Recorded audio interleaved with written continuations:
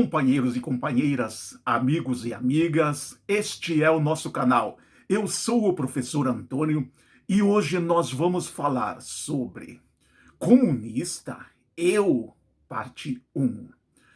Em primeiro lugar, vamos fazer a seguinte pergunta: o que é o comunismo para você? Se você entende como comunismo ser a favor de que as classes sociais pobres, que o povo mais humilde tenha o seu alimento, tenha o seu lugar para morar, tenha a sua boa educação, então você pode chamar de comunista, se você entende que isso é comunismo. Mas nós, de esquerda, entendemos isso como socialismo ou entendemos isso como esquerda. Porque a esquerda é a favor dos trabalhadores e que os trabalhadores tenham os seus direitos respeitados. Então, isso é a esquerda. É lógico que o comunismo faz parte da esquerda, mas o comunismo nós podemos considerar a extrema esquerda. Então, a extrema esquerda pode ser considerada comunista, sim. Então, quando nós falamos do comunismo soviético, quando nós falamos do comunismo cubano, quando nós falamos do comunismo da Coreia do Norte e da China, todos eles foram impostos para aqueles países através de uma revolução comunista, e uma revolução com armas, e uma revolução sendo armada, impôs-se uma ditadura. Então nós não podemos dizer que o comunismo entra em qualquer país que seja, que o comunismo vai entrar pela democracia, pelo voto. Isso não tem como. Até porque quando você fala em melhor distribuição de renda, em principalmente proteger os mais pobres, os mais humildes, você fala num Estado forte, mas também você fala em democracia. Você tem que ser democrata. Então, quando você impõe alguma coisa, você também está impondo coisas ruins. E desta maneira, nós não podemos considerar o comunismo soviético ou outros tipos de comunismo já existentes como não sendo de extrema esquerda. Então, tanto a extrema esquerda é ditadora, quanto a extrema direita também sempre foi ditadora, porque impõe os seus ideais através da força. Então, quando nós queremos comparar a Venezuela com um país comunista, isso é uma grande besteira, isso é uma grande bobagem. A Venezuela não é comunista. A Venezuela, ela tem, digamos, um regime mais autoritário, mas a Venezuela sofre sanções por parte dos Estados Unidos, e se aquele governo for um governo fraco, for um governo com medo, ele vai ser dominado pelos Estados Unidos e pela direita e pela extrema direita, e eles vão pegar o petróleo da Venezuela, que é o que eles querem. Eles não se interessam pelos problemas da Venezuela, pela miséria do povo.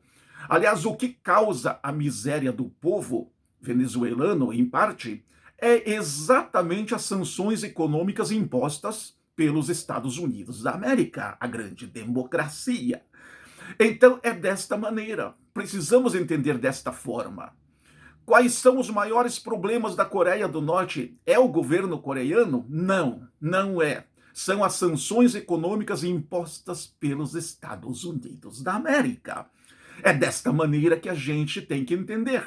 E Cuba? Ah, mas Cuba é um país muito atrasado. Atrasado? Cuba tem zero analfabetismo. É um país atrasado? Cuba tem as melhores universidades do mundo em termos de medicina. É um país atrasado? Por que Cuba é um país pobre, então? Porque Estados Unidos proíbem outros países de fazerem negócios com Cuba. E muitos desses países com governos de direita atendem aos Estados Unidos. É desta maneira que quem impõe uma certa miséria nesses países, que são chamados socialistas, hoje nós não temos mais comunismo. Aquele comunismo soviético, aquele comunismo de Cuba dos anos 60, dos anos 70, nós não temos mais. É um regime diferente. Então, Estados Unidos, através das suas sanções, e Estados Unidos, quando a gente fala os países que apoiam a ideia dos Estados Unidos de sanções econômicas contra países, então a gente fala exatamente desta manipulação do mercado mundial em favor desses países muito ricos, como é o caso dos Estados Unidos e Inglaterra, e contra esses países que têm dificuldades. Então, os Estados Unidos não aceitam regime que não seja favorável a eles próprios. Quando nós falamos em Brasil, comunismo do Brasil, quem nós poderíamos considerar no Brasil como comunista de verdade, líderes, grandes líderes comunistas no passado? Olga Benário, Luiz Carlos Prestes, nós podemos considerar também Plínio Salgado, foram os grandes comunistas. Eles foram muito longe ou tiveram dificuldades? Tiveram grandes dificuldades. Hoje nós temos líderes comunistas no Brasil? Não temos. Os partidos comunistas do Brasil são verdadeiramente comunistas? Não são. PCdoB, PCB, são partidos democratas. Eles se chamam de comunistas, mas na verdade o comunismo deles a gente poderia dizer que é muito brando, que ele é um socialismo democrático. Não é comunismo, o pensamento deles não é um pensamento comunista, é um pensamento socialista democrático. Aquele comunismo de Karl Marx e Engels existiu em algum lugar do mundo, em alguma época? Não. Até podemos dizer que quem mais chegou perto do comunismo de Karl Marx e Engels foi o movimento de Jesus com os 12 apóstolos. Por que isso? Você está delirando, professor? Não, eu não estou delirando. Na própria Bíblia, no próprio Novo Testamento, diz: os cristãos tinham tudo em comum, dividiam seus bens com alegria. E ninguém era melhor do que ninguém, cada um pegava o seu pedaço igualzinho do outro. Quando nós falamos, por exemplo, pedaço de pão, Jesus não pegava um pedaço de pão maior para ele e menor para Pedro. Era tudo dividido de forma igual. E mesmo assim, Jesus e apenas 12 apóstolos tinha que ter no meio alguém de direita chamado Judas Iscariotes. Aí você diz assim: tá de brincadeira, professor. Por que você fala que Judas Iscariotes era de direita? Na época, quem tinha sobrenome era só pessoas ricas. O único que tinha sobrenome de todos os apóstolos era Judas, que se chamava Judas Iscariotes. Quem é que cuidava da caixinha de dinheiro? Judas Iscariotes. Quem recebeu as 30 moedas para trair o mestre? Judas Iscariotes. Então já era a direita manipulando para que a esquerda tivesse o seu sofrimento, tivesse a sua dificuldade. Nós podemos dizer que Caifás, aquele que fez de tudo para condenar Jesus, era de direita?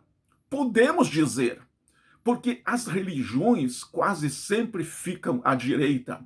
Inclusive, quando nasce a direita e a esquerda na França, de que lado ficava a igreja? De que lado ficavam as igrejas? Ficavam do lado direito. Então não ficavam do lado esquerdo. Hoje nós podemos dizer que parte da Igreja Católica aderiu à esquerda, apoia a esquerda. É verdade, parte da Igreja Católica. E a outra parte apoia a direita. Então a Igreja Católica nós podemos dizer que há uma certa divisão entre quem apoia a esquerda e quem apoia a direita. Igrejas evangélicas, muitas delas apoiam a direita. Prova disso é que teve igrejas que praticaram o bolsonarismo dentro das igrejas. Então, apoia a direita. Mas por que essas igrejas apoiam a direita? Porque muitas delas visam apenas o dinheiro, visam apenas o lucro e trabalham como se fossem grandes empresas ou pequenas empresas, grandes negócios. Se você gostou desse vídeo, curta, compartilhe e inscreva-se no canal. Nós precisamos muito da sua ajuda para poder continuar trabalhando, poder continuar gravando, porque é dessa forma que nós nos sentimos motivados. Muito obrigado e fiquem com Deus.